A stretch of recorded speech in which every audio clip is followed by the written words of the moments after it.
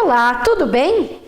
Eu convido você para mais uma aula do nosso curso de Formação Social, Econômica e Política do Brasil, da era colonial ao século XXI. Nós sabemos que o período que estamos estudando é um período vasto, é um período amplo.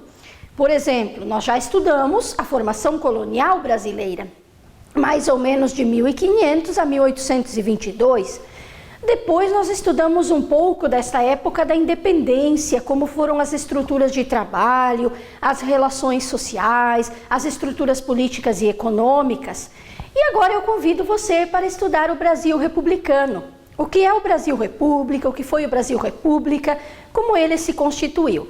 E nós sabemos que ao dividirmos a história do nosso Brasil, nós temos então mais ou menos a seguinte divisão: de 1500 a 1822, o Brasil colônia; de 1822 a 1889, o Brasil império; e em 1889, o Brasil república.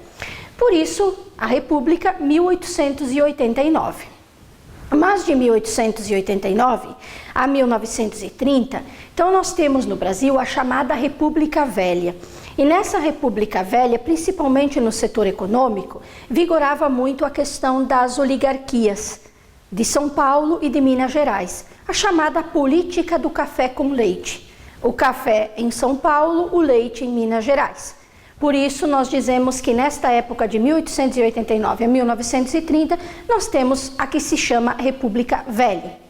Mas nós também precisamos prestar atenção a uma Constituição, porque em cada época que nós temos no Brasil, há também uma Constituição que a rege. Nós sabemos que hoje nós temos a Constituição vigente de 1988, mas existiram outras constituições no Brasil e que precisam ser estudadas. Por exemplo, nós temos a Constituição de 1891, que é a Constituição do Brasil República, a primeira Constituição do Brasil República. Mas o que previa esta Constituição? Bom, ela previa alguns dados como, primeiro, o chamado voto universal, mas nós temos aqui alguns requisitos. Por quê? Apesar de ser chamado de voto universal, mas era um voto universal para o sexo masculino, a partir de alguns requisitos, porque mulheres ainda não podiam votar nesta época. E além disso, além das mulheres que não podiam votar, os analfabetos também não podiam votar. Portanto, não era um voto totalmente universal, já que hoje nós sabemos, muitas pessoas, já as mulheres podem votar, os cidadãos brasileiros podem votar, sem qualquer discriminação ou sem qualquer questão. Mas nesta época nós temos as mulheres e os analfabetos que não podem votar, dentre outros. Nós temos, além desse voto universal, a questão do presidencialismo. Nós sabemos que no Brasil o regime de governo é o regime presidencialista, em que nós temos na figura do presidente ou da presidente, que assume o governo por essa determinada época, a figura então de chefe de Estado e também de chefe de governo, regime presidencialista. E ainda a questão do voto aberto nesta época da Constituição de 1891. Qual é a diferença entre o voto secreto e o voto aberto? O voto secreto é aquele em que você escolhe o seu candidato, você vota e ninguém precisa saber disso, a não ser que você mesmo resolva abrir o seu voto. Caso contrário, ninguém vai saber disso e ninguém precisa saber disso. O voto é secreto. Mas nesta época nós tínhamos o que se chama do voto do cabresto. O voto aberto. Por que voto aberto? Porque os coronéis sabiam exatamente em quem os seus subordinados iriam votar. De forma que quem controlava essa votação eram os coronéis. Por isso, sob coação. O voto secreto, ele quer evitar justamente essa coação, esse poder que alguém vai querer realizar sobre uma outra pessoa, manipulando o seu voto, a sua consciência. Mas no voto aberto, o coronel devia saber em quem o seu subordinado iria votar. E por isso ele exercia uma vigilância, ele controlava. O voto era um voto aberto.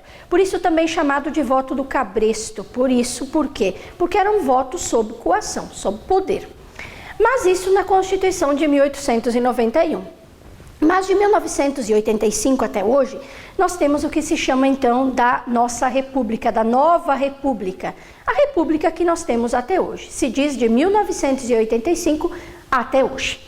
Mas qual é o foco, então, desta nova república? Principalmente após a ditadura militar, no fim da ditadura militar, o principal foco da nossa nova república é justamente o processo de redemocratização do país.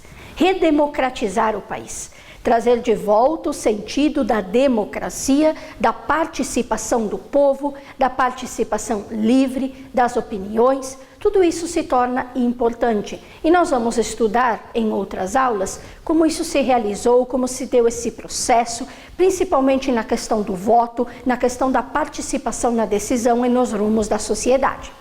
Portanto, de 1985 até hoje, esse é o foco.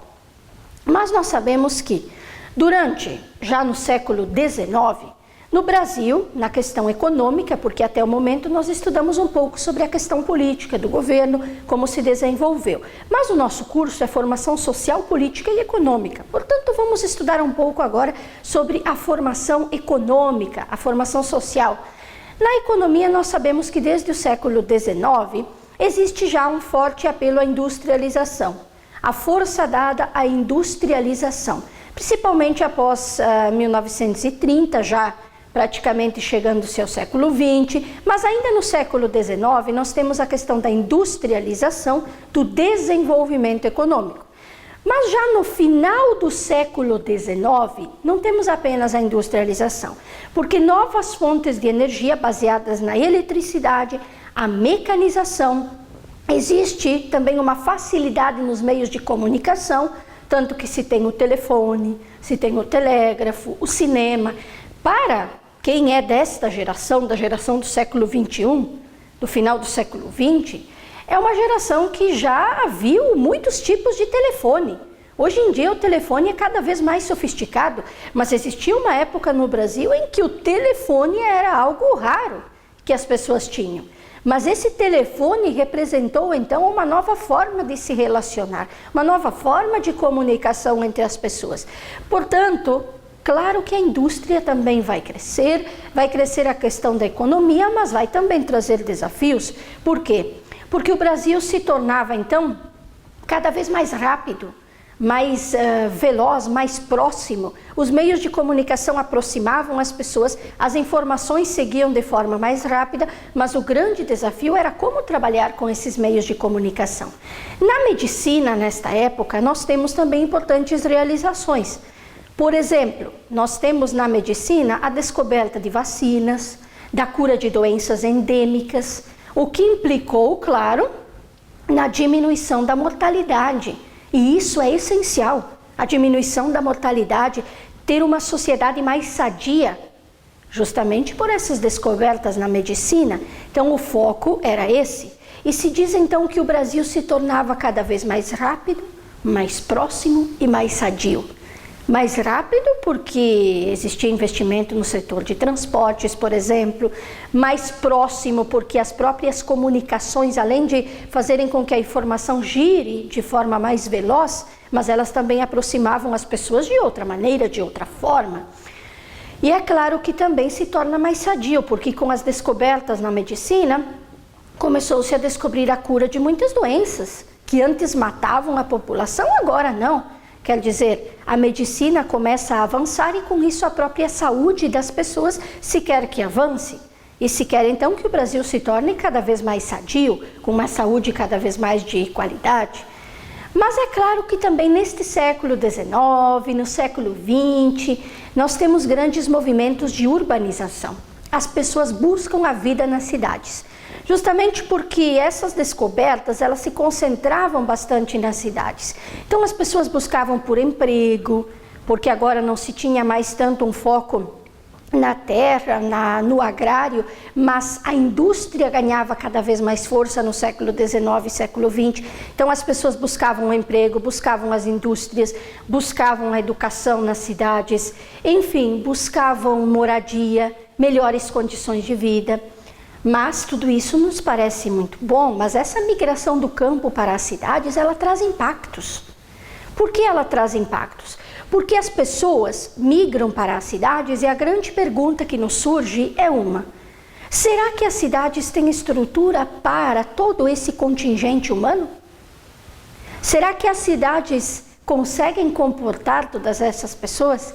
Será que todas essas pessoas que vão bater as portas do mercado de trabalho, do emprego nas cidades, realmente conseguem realizar essa promessa de um novo crescimento, de um novo desenvolvimento? Como no Brasil se utiliza desses meios de comunicação que estão surgindo cada vez mais? Será que eles realmente estão aproximando as pessoas? Será que realmente estamos utilizando para o desenvolvimento humano? Enfim, nós podemos dizer que há várias questões que nos movem, mas estas questões nós vamos discutir logo mais.